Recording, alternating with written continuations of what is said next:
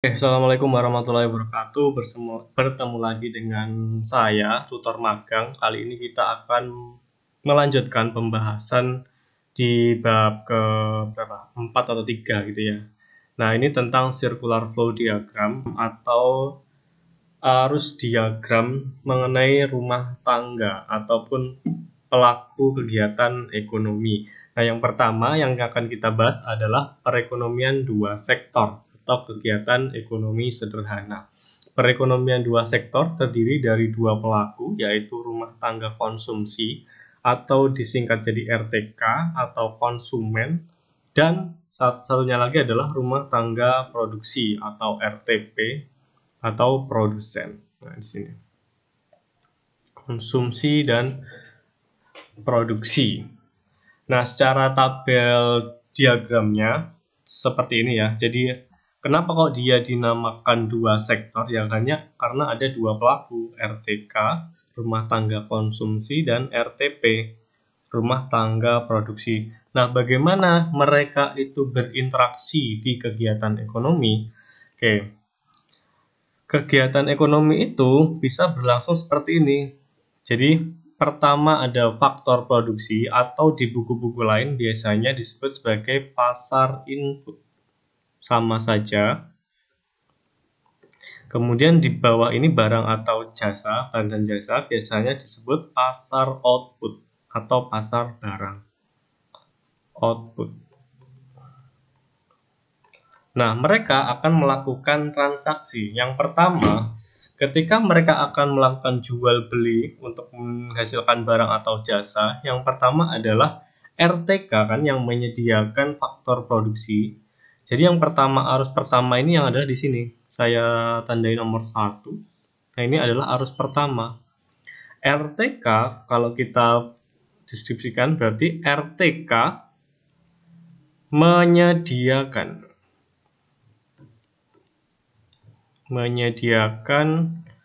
faktor produksi atau faktor input. Faktor produksi untuk RTP. Maksudnya gimana kok? Hapus dulu RTP. Maksudnya gimana? Apa aja yang menjadi faktor produksi? Nah, faktor produksi kan ada 4 ya kalau di ekonomi. Yang pertama adalah tanah. Kemudian yang pertama faktor produksi itu ada tanah, kemudian ada tenaga kerja, kemudian ada lagi modal, dan jiwa kewirausahaan atau biasanya saya singkat KWU gitu. Nah, ini yang menyediakan adalah RTK. Jadi RTP ini kalau tidak disediakan tanah, tenaga kerja, modal, atau jiwa kewirausahaannya, dia tidak bisa untuk menghasilkan atau memproduksi suatu barang ataupun jasa. Oke, jadi nomor 1 adalah arus faktor input ya. 1 ini 1 juga, nah 1. Artinya ke sini. Kemudian ketika kalian misalnya sudah kerja nih di suatu perusahaan atau RTP, maka akan dapat penghasilan kan? Nah, nomor 2 ini adalah arusnya pendapatan atau uang. Bacanya biar lebih enak, kita baca dari RTK saja, biar nggak kebolak-balik. RTK setelah menyediakan berbagai faktor produksi ke RTP, maka RTK akan mendapatkan penghasilan. RTK mendapatkan penghasilan atau uang, arus uang. Misalnya kalian kerja kan, kemudian pasti dapat apa? Balas jasanya gaji. Pemilik tanah dapat uang berupa apa? Balas jasanya sewa. Modal adalah tambahan bunga. Kalau si pemilik kewirausahaan sendiri dapatnya tambahan keuntungan atau profit gitu. Nah, kenapa kok di sini dikatakan pasar input? Kok ada kata-kata pasarnya? Ya tentu saja, karena kalau kalian mau kerja, nanti kan ada tawar-menawarnya. Misalnya, mau digaji berapa, tanahnya mau disewa berapa, dan seterusnya. Ketika terjadi tawar-menawar dan deal, nah itu disebut sebagai pasar, tempat terjadinya jual dan beli. Input berarti faktor-faktor produksi yang dijual, ya 4 ini: tanah, tenaga kerja, modal, dan gawe. Oke, jelas ya. Nah, setelah ini gimana? Setelah ini arus yang ketiga adalah di sini, di bawah. Right. 3. Nah, ini 3, ini juga 3. Rumah tangga konsumsi, tugas utamanya kan selain menyediakan barang produksi, faktor input, juga dia untuk mengkonsumsi barang ataupun jasa. Nah, misalnya ini adalah pabrik roti, sudah punya semuanya, kemudian menghasilkan roti, ya tentu saja rotinya nanti akan dijual ke RTK. Maka nomor 3 adalah arus barang ataupun jasa. Itu ya. Nomor 3 adalah arus barang ataupun jasa. Dibaca gini juga bisa. RTK membeli barang atau jasa dari RTP. Tadi contohnya adalah membeli roti. Oke. Lanjut, belinya pakai apa? Belinya kan pasti pakai uang. Nah, di sini nomor 4 harusnya, yang atas. Berarti membeli pakai apa? Uang. Arusnya adalah arus uang. RTK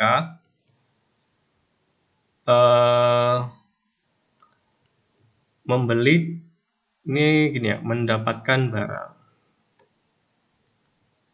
atau jasa, kemudian yang RTK menyerahkan uangnya. Menyerahkan uang untuk beli kan, untuk beli barang dan jasa ke RTP. Nah, simpel untuk dua sektor atau ekonomi sederhana seperti ini saja alurnya. Jadi kalian bisa membaca kenapa kok RTK menyediakan pasar input dan seterusnya dan seterusnya. Oke, paham ya? Kita lanjutkan ke yang selanjutnya, perekonomian 3 sektor. Berarti kalau 3 sektor ada 3 pelaku kegiatan ekonomi. Di sini ada campur tangan pemerintah. Nah, nanti ada RTK, RTP ataupun RTN, biasanya negara. Perekonomian 3 sektor terdiri dari rumah tangga konsumen, kemudian rumah tangga produsen, dan pemerintah. Nah, ini ada 3 kan, yang bertugas sebagai pengatur. Jadi pemerintah ini tugasnya sebagai pengatur, bisa juga sebagai produsen ataupun sekaligus sebagai konsumen. Oke, gambarannya seperti ini. Nomor 1 ada RTK, nomor 2 ada RTP, 3 adalah RTN, negara. Kadang juga ditulis pemerintah, itu sama saja. Untuk alurnya jelas ya. Tadi di sini kan nomor 1. Gini, 1. Kalau kurang jelas, baca lagi di sebelumnya. Ini 2 kan, 2. Oke, kemudian 3. 4. Oke, selanjutnya interaksinya gimana kalau ada negara yang ikut berpartisipasi di kegiatan ekonomi. Nah, negara ini tugasnya kan mengatur ya. Jadi, dia bisa menerima pajak dari RTP. Oke, tadi kan misalnya perusahaan roti. Rotinya untung nih. Nah, untungnya nanti sebagian akan dipotong pajak. Pajaknya masuk ke mana? Ke negara. RTK juga sama sebenarnya ya. Ketika kita beli apapun itu, ada namanya biasanya PPN, pajak pertambahan nilai. Nah, pajaknya juga masuk ke negara. Kemudian negara ngasih apa ke dua ini, RTK ataupun RTN. Sorry, RTK atau RTP ya. Kalau saya tuliskan berarti ini 5 misalnya. Arus nomor 5 pajak. Kemudian arus nomor 6 adalah yang sebaliknya. Nah, pajak yang sudah dikasihkan ke negara akan negara kelola untuk kepentingan perekonomian lagi dalam bentuk pelayanan publik misalnya, ataupun dalam bentuk subsidi, sama saja. Subsidi, pelayanan publik, dan seterusnya. Bisa ke RTP ataupun RTK. Oke, nah kalau pengen lebih lagi, sebenarnya Sebentar saya lebih dulu. RTN ini juga bisa sebagai produsen ataupun konsumen. Misalnya, negara kan pasti butuh pegawai kan ya. Pegawai untuk melakukan kegiatannya. Nah, jadi dia juga bisa ke sini, ke faktor produksi. Nah, ngambil dari faktor produksi, misalnya nomor 7, apa yang diambil ya? Faktor produksi, tenaga kerja, dan seterusnya. Kemudian nomor 8 di sini adalah arus uangnya, balas jasanya. RTN juga bisa menjual barang. Misalnya negara jualan apa nih? Kan ada BUMN kan, Badan Usaha Milik Negara. Jual jasa kereta api misalnya, dan seterusnya. Ini juga sama. Negara juga bisa membeli dari swasta, ataupun bisa juga menjual. Nah gitu. Membeli, menjual. Oke. Misalnya di sini 9, 10. Oke, jadi arusnya seperti ini ya. Gampang kan ya? Lanjut dulu ke terakhir. Nah, terakhir ini ada perekonomian 4 sektor. Atau biasanya disebut sebagai perekonomian terbuka. Kenapa kok dinamakan terbuka? Oke, karena nanti ada namanya masyarakat luar negeri yang ikut berpartisipasi di kegiatan ekonomi tersebut. Kalau yang 3 sektor ini nggak ada, tertutup dia.